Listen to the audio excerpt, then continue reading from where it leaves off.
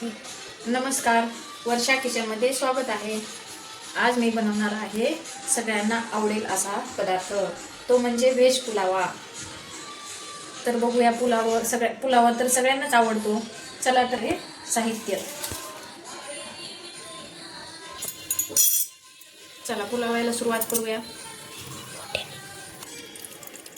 2 चमचे तूप टाका, खडा मसाला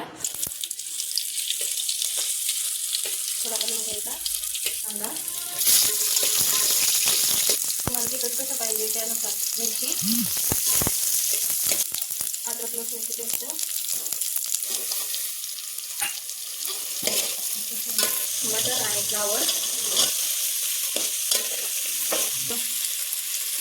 धना पावडर, 10 मिनिटे पाण्यात भिजवून तांदूळ परत टाकायचे, त्याला चांगलं असं घालून घ्यायचं, कणिक टाकायचे। वाव, पुलावाचं वास तर खूपच छान आहे। पाणी टाकायचं, शिजेपर्यंत झाकून ठेवायचं। चला तर मग आपला व्हेज पुलावा तयार आहे का चेक करूया। आपला पुलावा तयार आहे।